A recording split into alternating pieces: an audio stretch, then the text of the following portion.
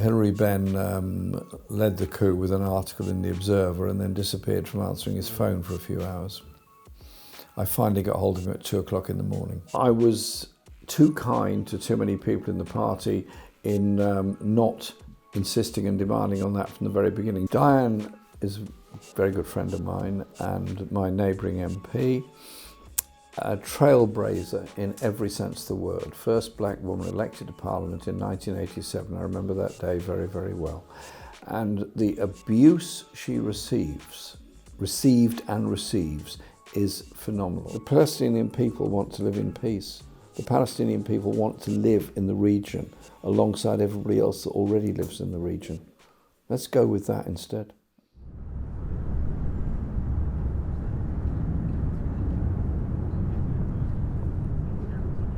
You're a very active constituency MP, and unfortunately I can't say that's the case for many people in Parliament, but you're still very much involved in local activism. Can you tell me of any local campaigns you're working on right now? Well, there's a number. One is the question of the future of the maternity unit at our hospital. It is a very good maternity unit. The hospital needs some investment in order to improve the physical appearances of it, but it's done a great job, particularly with premature babies. And the idea is that we become the specialist unit for babies born at 27 weeks. And there's an ultra specialist unit going to be elsewhere for 22-week babies. So they've been very good on premature babies. The danger is that it doesn't stay in the Whittington and it will move somewhere else. And so I've been part of a campaign of supporting it. Big problem at the moment is on schools. Partly the general issue of school funding, where it's £5,500 per year, roughly per pupil. I was in a primary school this morning speaking to year 6, and they asked me about school funding. Year 6 kids, these are 10 or 11. And I was thinking, at the age of 10 or 11, I would have no idea what... You're talking about these things. I would have no idea what capitation is. Yeah. What's capitation? They asked me about school funding, very seriously, so I answered. And I said the problem is it's too low. And the other problem is the dishonesty of which the government, in the way it treated the National Education Union, in that it eventually agreed a pay settlement with the NEU. Maybe not the best settlement ever. I think the NEU would be the first to say that. But the deal was that the government would fund the settlement. On that basis, the strikes were called off. The government then reneged on that and said, no, it's got to be met out of school budget. So that means this primary school, like all the others, is then having to cut back on everything else or lose teachers. And so the kids are very well aware of this, very well aware of it. So we had a discussion about the value of teachers and so on. And then they asked me about tests. And I said I was against tests because they were so stressful at Key Stage 1 and Key Stage 2. They all cheered. They're very switched on, these kids. These are 11-year-olds, so I'm full of hope for the future. So there's those campaigns. They are crucial at the present time. And then the generality of issues surrounding housing. Private sector rents have gone up by way above the rate of inflation. And I get the constant problems of those people who receive universal credit. The local housing allowance doesn't meet their rent level. And so you get a situation where somebody on universal credit could be topping up their rent by £400 or £500 a month. So they're not eating properly, they're not doing anything. Yeah. And all this money that we're pouring into universal credit and housing benefit, or the housing benefit element of universal credit, all of that goes to private landlords. At the moment, this is a transfer of wealth from the public straight into the pockets of landlords. You look at the rent that's being charged, £1,000 a month, £12,000 a year. Just work out what the return on capital is. It's massive, massive. And then you get all these programs on television saying, buy into the private rented market. And so what we've developed is a sort of national obsession with housing ladders and profiting of somebody else's housing misery. And so I feel really angry on behalf of particularly young people if you've been to college, you leave college with a debt of 50, 60, 70,000. You've got to pay that back. That's there hanging around your neck for the rest of your life with an interest rate which is unfair. You then obviously cannot afford to buy anywhere because you're not earning anywhere near enough. The only thing you can do is private rented or sharing. And you're then spending in London half your take-home pay on rent, maybe more, or sharing. So, I mean, if you're 21, 22 and sharing is not the end of the world. When you're 45, you don't want to be sharing a flat. Or you don't want to be living with your parents. I mean, this is what we've been reduced to as a society because we have not addressed the issue of housing as a right. These aren't just young people. As you said, there's people going to the 40s and 50s trying to really start their lives. They want aspirational to have their own home, and it's just not possible. And people renting for the rest of their lives. And obviously housing is the biggest crisis, or one of the biggest crises we're facing. And people talk about building more houses, which I think is a good thing. But also, surely it's the right houses too, because it's not just housing that's built for profit, but also council housing that's... So if one of the housing associations, say Peabody, Clarion or whatever, comes along and says they're going to build on a site, we then go through the most arcane discussion with them about what proportion will be social housing, what proportion will be, in their words, affordable, and what proportion will be sold off. So that means if we get a big site, say 200 units can be built on it, 200 dwellings can be built on it. At the very best on that scenario, we'd get 70 or 80 social rented, council level rent flats. The rest would be unaffordable. The proportion across the borough is 40% of the population live in council or housing association properties on regulated rent.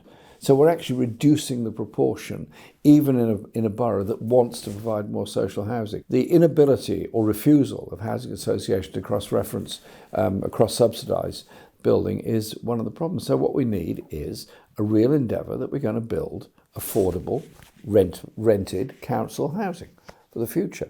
The post-war Labour government did all of that. What is wrong with us now that we suddenly everything has to be balanced on the needs of the private sector? So what we need is somebody that's going to be really tough and say, we are building council housing to deal with the housing crisis. And when I hear the Labour front bench saying they want to increase the level of owner occupation to 70% in this country when it's been steadily falling for the past 20 years, that isn't solving the housing crisis. That's making it worse. Very interesting you said that. We'll touch upon Labour in a second, but I love what you're saying about housing. We do need to build more houses, but as you mentioned, the Attlee government, the loss of building societies is one thing, and community wealth and housing. The building societies all came out of the Friendly Society movement of the 19th century, and they all had lovely names, the Skipton Building Society, the Gloucester, etc., all over the country. And yes, they got bigger and merged, but they remained mutuals. So you could theoretically vote for the board of directors, but above all, they were a friendly society and were quite reliable. The only substantial one that's left is Nationwide. All the others, or virtually all the others, were sold off and demutualised. And I just remember the greed levels that went into it. I had an account at one time with the Abbey National Building Society. They wrote everyone had an account with them, a letter. You had to be a member of the society to get a mortgage from them. And they said, if you vote for us to be demutualised and become a private bank, we'll give you each £1,000. It was a bribe. And not very surprisingly, they won the vote and everybody received £1,000. Mortgage rates went up, costs went up, opportunities were reduced for people in desperate need. And all you did was made a very small number of people extremely rich who became directors of that bank. That's now, I think, part of Santander. Well, kind of speaking of co-ops, because I have a question about that. One thing I feel like is rarely talked about, not enough, and that includes inside the left, are worker co-ops, both locally and nationally. The left is really good at posing austerity, reducing inequality, public ownership, but I do see a lack of conversation surrounding post-capitalist politics. So first of all, can you tell me of any initiatives to drive local worker-owned businesses, and also what actual socialist economic policies would have featured in a Labour government had you won? Well, a number. The first was obviously ending austerity and that direction of doing things. Secondly was a national investment bank, which would have been adequately funded, followed by regional investment banks all around the country to help reduce the massive level of regional inequality. It would also about workers taking over companies when they're threatened with being sold on or closed down, and also a very big push on cooperatives. Now, we have locally, over many years, had quite a strong movement towards co-ops locally. So we have, in my constituency alone, 8 or 10 co-op housing groups, where the co-op housing development, the housing co-ops. We also have a local co-op development workers out of Fonthill Road, which has sponsored a number of local cooperative enterprises, one of which is delivery, other is clothes making, and so on. And so what we would have done is re-established a fully funded co-op development agency to give people a chance to open up their own cooperative enterprise. And co-op working means that you obviously share out the benefits of it, but it also means there's a sense of purpose in what you do, you have a sense of reality and belonging. And some of the co-ops we've got in this country are actually quite big. I went to a Glasgow food distribution co-op, amazing, huge warehouse, big distribution thing. And they were supplying a very large number of restaurants, schools and so on, all across Glasgow and central Scotland. And because they had a deliberate policy of doing so, were buying food as locally as possible. So it was a benefit to farmers all over central Scotland who could sell their stuff directly to the co-op. So, you know, there is a kind of virtuous circle in it, and I think co-ops are a good way of doing things. Globally, more than 1 billion people are members of co-ops in some form or the other around the world. And the co-op movement is a natural one to me. The biggest one that was founded in Britain was, of course, Co-op Wholesale Society out of Rochdale. But we do need to have more co-ops. We do need to seriously fund them and support. They're not all going to thrive straight away. You've got to be patient and work with it and develop it. But there are lots of studies that show that co-ops are more successful than normal standard privatised business or private business. Oh yeah, absolutely. If you look at business startups and business collapses, it is a pretty depressing picture. The number of people that think they're going to start up on their own and collapse within 6 months is huge, whereas the number of co-ops that start up and thrive is very great indeed. It's not a bad way of doing things. No, Just work it out. Just work it out. Use the Beatles song, We Can Work It Out. It was sing for you now, are you, Jeremy? Life is very short and there's no time for fussing and fighting, my friend. So I will ask you once again. Now, the Labour Party. I don't think I can sit down with the former leader of the opposition without talking about Labour. You were first elected as leader in 2015, and your first shadow cabinet was very broad. You included the likes of Hilary Benn, for example, and obviously he's probably firmly on the right of the party. Do you regret extending an olive branch to those that wanted you gone? Because your leadership was very open, and I think a lot of people in retrospect think maybe that was a mistake. Well, there was two factors, one of which is I didn't have a lot of choice. I was elected by the membership of the party and the unions, not by the Parliamentary Labour Party. It was with great difficulty we got the 36 nominations I needed to be a candidate to be leader.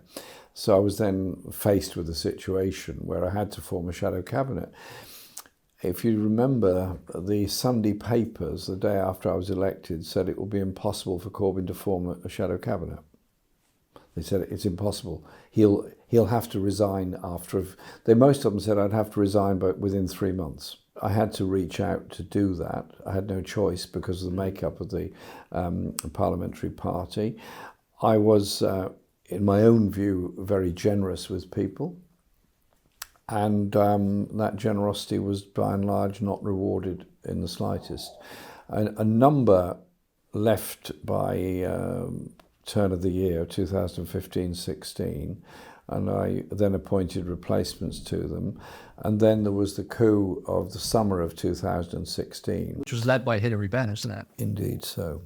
Hilary Benn led the coup with an article in The Observer and then disappeared from answering his phone for a few hours. I finally got hold of him at 2:00 in the morning. It would have been an interesting conversation. It was a very short one. Well, I can imagine. It lasted 45 seconds.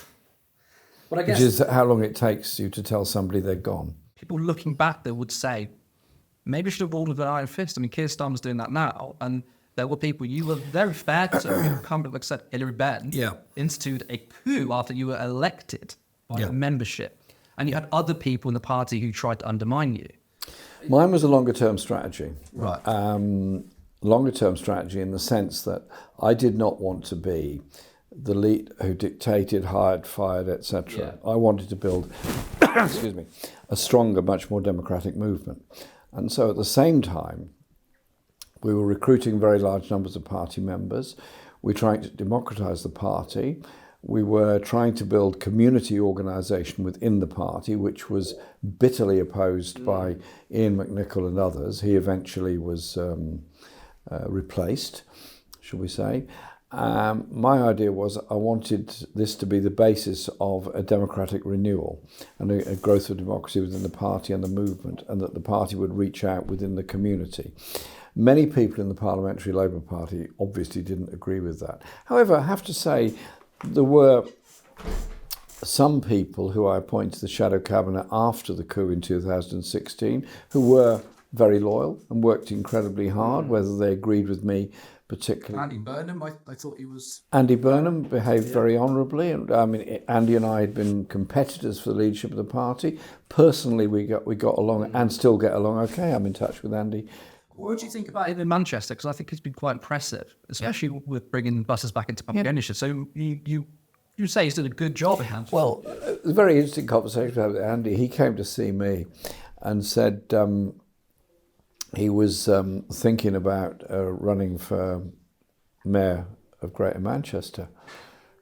It was a new position, see, and I said, he said, what do you think about that? I said, well, I think it's a good idea, but are you sure that's what you want to do? He said, yeah, he was totally confident about it. I said, tell you what, Andy, do us a favour. Promise me you're going to bring back municipal buses. So that was you, Jared. No, it was Andy's doing. When I said, promise me, he said, you're really obsessed with municipal buses, aren't you? I said, yeah. And the bus system in Manchester was probably the worst in the country in the sense of the chaos of it. So Andrew Gwynn, likewise, was incredibly hardworking and very effective member of the team. And so after that period, I also then had Ian Lavery and John Trickett and others in the Shadow Cabinet. Diane and John were always there. Yeah. But remember, there were a lot of political tension as well on the left. Yeah. Well, as we know, the left likes to have percentages. The left loves nothing more than having a good gaze at the navel and a good sectarian dispute with somebody else. Put it another. I was finish on this. Yeah, we did develop the manifestos of 17 and 19. We did change the policy on austerity. We did change the policy on Green New Deal. We did change the policy on universal credit and social justice. We did change the policy on housing. And we made enormous changes in the international perceptions of what we're going to do. Not necessarily with people who were very cooperative at times. So none of it was easy, but I was determined that we would become a party of social justice and a movement for social justice. And we ended up with 600,000 members of the party. So we didn't do everything wrong. Do you feel there's a big change? I mean, the structure there was, but there was a big change from your point of view when Jenny Formby took over. Yes. What was that like? It was a revelation because Ian McNicol was obstructive, particularly about community organising, and then we had a seminal meeting, and he resigned at the end of the meeting, which is what I wanted him to do, because I said, look, I was elected to bring in community organising. That is my mandate. That is what I'm determined to do, and that is what we're going to do. And we did bring them in. I was too kind to too many people in the party in not insisting and demanding on that from the very beginning. Jenny Formby got it.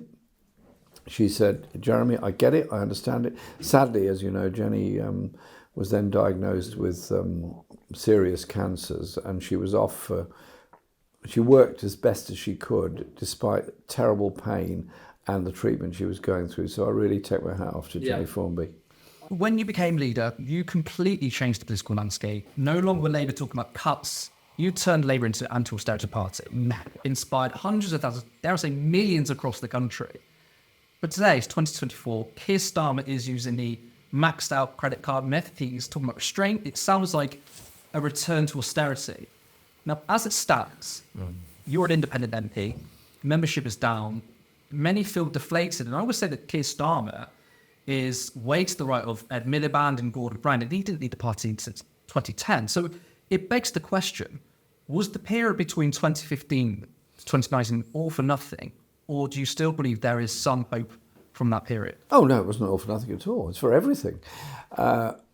What we did was mobilise a lot of people, got a lot of people very active in Labour politics, and some of those have remained very active in Labour politics. I meet people who are councillors and stuff around the country who joined during that period, who are very good and very effective. But we politicised a lot of people who are now active in anti-austerity movement, active in trade unions, active in social movements, active in environmental campaigns, and above all in the peace and anti-war movement. And so a whole lot of people were politicised. I think the political development of this country is going to be very interesting it has been over the past 2 years and going forward. People have gone into local activities and local organising, hence all the support that was given to the communication workers, teachers, civil servants, rail workers and so on during their recent industrial disputes, that is there now in opposing the war in Gaza. And that is developing into a movement, a social movement, a movement of social justice. It doesn't have a name, it doesn't have a structure, it doesn't have a title, but don't run away with the idea there aren't a lot of highly politicised people out there. And if an incoming government, of whatever colour it is, doesn't deliver on housing, on wages, on social security, then those people are not going to say, oh, well, that's all right then. It's all about the credit card. No, it's not. It's about the redistribution of wealth and power in our society. Why do we tolerate more billionaires than ever in our society and food banks in every town in the fifth richest country in the world? Keir Starmer has professed that racism has been taken seriously under his leadership. The full report, which was commissioned by Starmer, found there were serious issues of anti-black racism, specifically targeted at Diane Abbott. So surely Keir Starmer can't claim he's cracked down on racism when the country's first ever black woman MP, Diane Abbott, is still suspended. Diane is a very good friend of mine and my neighbouring MP, a trailblazer in every sense of the word. First black woman elected to Parliament in 1987. I remember that day very, very well. And the abuse she received and receives is phenomenal. I don't know if you ever do. Look at her stuff on X and then read the comments. It makes you feel sick. After the first 6 comments, you just feel sick. And so the racism that she suffered and what the leaked report showed was the levels of attitudes amongst people that I must say surprised even me. The comments and the horrible stuff they said about Diane, about Dawn Butler, about women in general, and some of the stuff that was said about me as well. It's just disgusting. Listen, let's just be clear. Any form of racism is wrong. Anti-Semitism is wrong, Islamophobia is wrong, racism is wrong, any form is wrong. And you deal with that by education, you deal with it by campaigning, you deal with it by respect for different faiths, different cultures, different values. And that surely is how you get to be a much stronger society. And so when the anti-war movement is called a march of hate, by some of our media and some of the right in British politics. I've been on every one of those marches. What do I find there? People of all faiths, children there, music being played, people, I wouldn't say they're happy because they're marching against a war and the horrors of it, but they're there in a sense of unity. And the very large number of Jewish activists that go on the pro-Palestinian marches is something we should be proud of. Yeah. At the beginning of the month, Israel targeted an Iranian consulate in Syria. And then lastly, Iran retaliated. Now, it feels like that the initial attack from Israel went under the radar in the media. And then Iran responded, and there's a lot more noise among the commentariat. Yeah. And I'm left wondering, why does Israel have a right to defend themselves, but seemingly Iran doesn't? The attack on the consulate was, in all aspects of international law, completely illegal. The Vienna Convention gives inviolability to diplomatic establishments wherever they are. If you recognise somebody as a fellow country and they have a diplomatic mission, that is protected. That's the deal. Israel decided to attack the diplomatic mission there, killed people as a result of it. Their defence was they didn't like the people and didn't trust the people that were in the embassy. Well, on that basis, any country might attack anybody else's embassy. There might be people that they don't like or don't agree with. And as you quite rightly point out, the level of media reporting of it was pretty limited. In fact, a lot of people probably didn't even know it had happened. And then the retaliation is so huge. So you then have a tit for tat, and then it gets worse. Now, this is the real danger. Now, in Parliament, George Galloway was quite right to demand of Sunak that he actually condemn the attack on the embassy. The point I made was that the whole danger now is the whole region spiralling into a major war. At the heart of all this lies the issue of Palestine, lies the issue of the rights of Palestinian people. They're under occupation. The occupation has to end. And therefore, the UN vote, which the US doesn't want and will veto, is of recognition of the state of Palestine. Now, you will recall that the two manifestos that I authored both included the recognition of the state of Palestine. Both parties refused to strongly condemn Israel, and both still support arms being sold to them. What's your response that not only the Conservative Party complicit in the ethnic cleansing of the Palestinian people, but Labour, a party that you led just 4 years ago, is approaching this conflict in the exact same way? How does that make you feel? Very sad and very angry about it all, because I felt we were making progress. Making progress by recognition of the state of Palestine, recognition of the need to stop arms exports, and recognise that what Israel's doing is not just illegal because of what the ICJ said. It's been illegal for quite a long time under the Fourth Geneva Convention of the role of occupying powers, and they've been in breach of many, many UN resolutions. The South Africans invited me to join the delegation to the International Court of Justice, and I went. Absolutely fascinating. Just hearing this very, very carefully, very measured approach by South Africa in making the case that there were some acts of genocidal intent against Palestinian people, very specific and very carefully put. And they invited the court to give an interim judgment, which it did. And Israel has not abided by that judgment. Israel hasn't even abided by the eventual UN Security Council resolution, which was, it was a pretty moderate resolution compared to the others that have been rejected before or vetoed by the US. The US didn't veto it this time. Presumably, they thought they had a deal with Israel, that Israel would actually respect it and have a ceasefire. Not a bit of it. So we've now got 33,000 dead.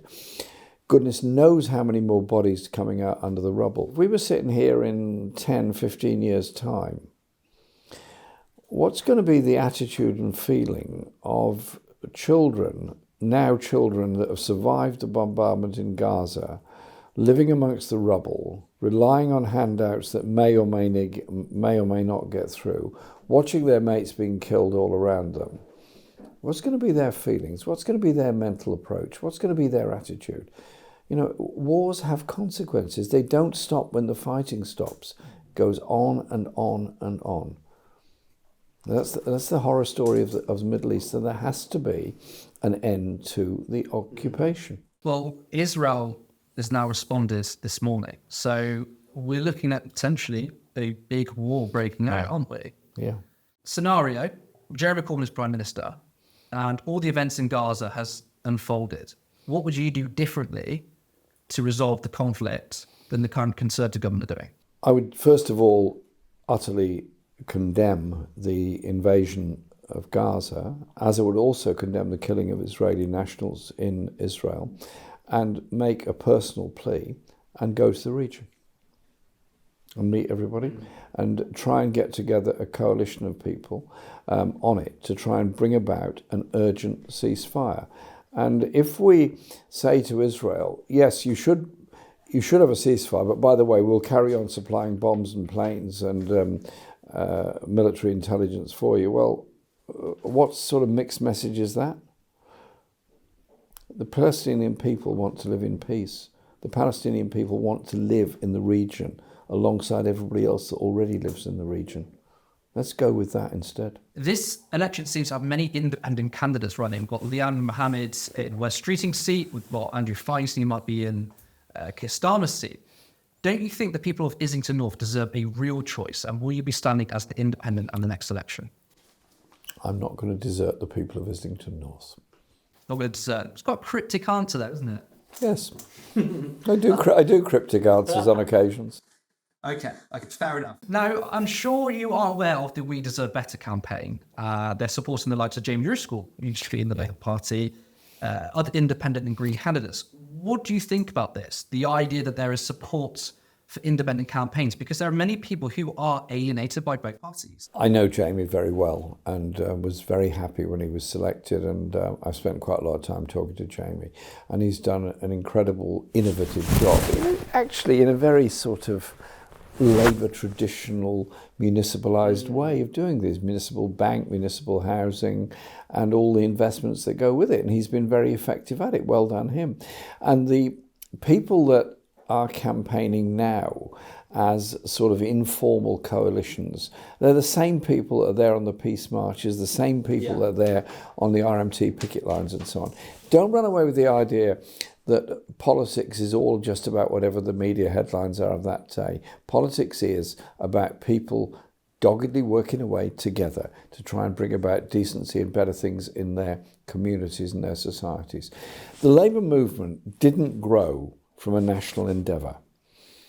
There wasn't somebody that sort of said in the early 19th century, we need a Labour Party covering the whole country. They didn't even think in those terms. They thought in terms of, we need unions in our community, and we need unions in our community that are also a force for welfare good in our community. Hence, the miners' involvement in welfare and all the other unions and the power of trades councils, which eventually led to the formation of the TUC. And those things eventually led to the formation of the Labour Party. What you're now seeing is a rebirth of all that local tradition. The difference is we can communicate much more efficiently and quickly. We've got the power of social media, which can be a force for good, and we've got that power of bringing people together. But whilst we do have the ability to know everything through social media, what we don't have is that sense of unity of the values that we need, the values of community, the values of social justice, and the ideas of socialism. We need a bit better education. I mean, that's Thatcher's sharp elbows of 79 onwards were not an aberration. In fact, it started before that. In reality, the move to the global right in politics began, I would say, in the late 60s, 1970s, with, in part, the Vietnam War, but also with Reagan and Proposition 13 in California, the idea that you diminish the public role in order to enhance the private role. And that has resulted, take it over a 40-year period, in reduction in tax levels for the very richest in our society, increase in poverty and inequality for the rest. And the seminal turning point in Britain was the mid-1970s. Labour government elected in 74 with quite a radical manifesto, redistribution of power and wealth, public ownership, a number of other things. I was not a member of Parliament, but I worked with Tony Benn on the public ownership issues and very involved in all of that. IMF funding crisis, 1977, election of Thatcher as Conservative leader in 76. Two things go together. The Labour government decided to go along with the IMF. That meant austerity, that meant cuts, that meant an attack on wage levels, that meant the strikes of 78, 79, which were then followed by the election of Thatcher as Prime Minister in 79. We're still paying the price for that. You got David Lammy saying nice words about Margaret Thatcher. I can't see the logic here. The only nice thing, if it was a nice thing, maybe it wasn't, that Tony Benn said about Thatcher was, at least she believed what she said. That was as far as Tony was prepared to go, and he was an endlessly generous person. Thatcher was incredibly effective on behalf of the greed of our society, and she created that sense of sharp elbows and greed. And so the sale of council houses, as an example, basically she went around offering everybody £10 notes for a fiver. Buy your council house, sell it on. What are we now paying the price? Paying the price through the private rented sector, paying the price through the housing crisis. That's one of many examples. But that sense of grotesquely aggressive individualism that she promoted rather than this sense of community. But Labour hasn't seen it broken away from that. Yes, there is a sort of rubric in politics that to win an election, you've got to get not just the mainstream media on side, but you've got to get the values of the mainstream media on side. Well, if you're appealing to the values of the Mail, the Express and the Sun, well, you're going to lose the very basis in which you exist in the first place. If you get elected on something which isn't totally straightforward, saying we're going to do X, and you then don't end the food banks, you don't end the poverty, you don't increase the wages, which have fallen by, 20% over the past 10 years, then you end up with the most massive level of disappointment. What happens then? This is the point. What happens then? Does everybody turn to the left and say, OK, what we need is a socialist alternative? I would hope so. Across Europe, there is a real danger. It's the growth of the far right. It's the growth of the intolerant far right. It's attacking refugees. It's attacking homeless people. It's attacking different ethnic groups within our society, creating the most grotesque levels of division and horror within our society. And so the treatment of refugees is a litmus test for how you wish to treat people. Refugees are human beings just like anybody else, and we should treat them as such. How worried are you about reform? They will probably merge with the Tories, I would think, and it's part of a European-wide movement. Look in each country in Europe. There's been the growth of a far right in Spain, in France, in Germany, Italy, and so on. There's all of them been the growth of a significant far right force, ALDE, for example. So in the case of Germany, the Christian Democrats moved to the right in order to not be seen to be too far away from ALDE. The Social Democrats move into the centre ground or towards the right in order to occupy a space that's there. So suddenly, everybody is fighting on the agenda laid down by the far right, be it the far right in Spain, Germany, France, whatever. That is a massive danger. Is attacking refugees actually going to build any council housing? Will it actually fund any school? Will it actually fund any hospital properly? No. All it will do is chase after one minority to attack after another. There's never been a more important time for everyone to come together as anti-racist activists to oppose war, support human beings, refugees, and above all, offer people hope through social justice. Now, the Peace and Justice Project has launched a new campaign, 5 demands. So for those that don't know, can you tell us about this campaign and what are the 5 demands? The demands are very straightforward. Wage levels, catching up with the constant drop in wage levels, which have fallen by 20% over the past decade and a bit. It is about dealing with the housing crisis. It is about dealing with the health crisis. It is about environmental sustainability, and above all, it's peace in the world. And we start the process of peace in the world by saying respect for refugees. So it's those points. We held a conference last Saturday on the 5 demands. Despite there being also a Gaza demonstration, which I also spoke at, by the way, on the same day, the National Education Union Hall was full all day. But more interestingly, we had 10,000 people following it online. And each session was a panel on how you bring about the Green New Deal, how you fund the National Health Service to get privatisers out of it, how you deal with the housing crisis and all the sort of innovative things we're talking about, and how unions deal with the issue of wages. And then, of course, the last session on international affairs. We've produced a poetry book, Poetry for the Many. Len McCluskey and myself headed up the selection of poetry, and Maxine Peake, Michael Rose and others joined in. We do Music for the Many, which we are doing music concerts to save live music venues and music for a ceasefire and things like that. And at the moment we're producing a book on the arms trade, which will be launched at our international conference on September the 14th.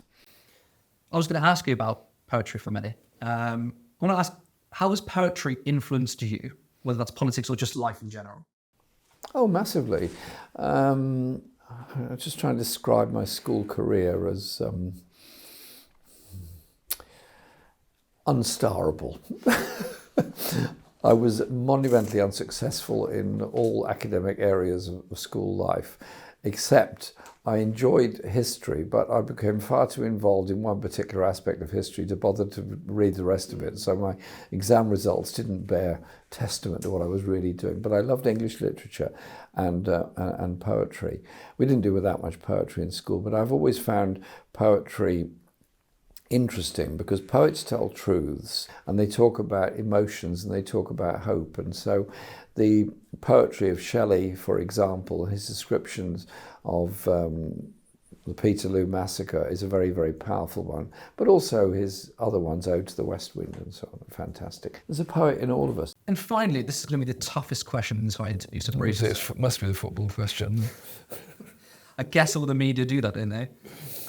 Who is going to win the Premier League? Well, A non-biased one. I know you. Totally non-biased for you. You're sitting in N77DU. Over there's a stadium, and there's a team that play. They're called Arsenal. Need I say more? Need you say more, Jeremy? Jeremy, thank you so much. It's been a real pleasure speaking to you. My pleasure.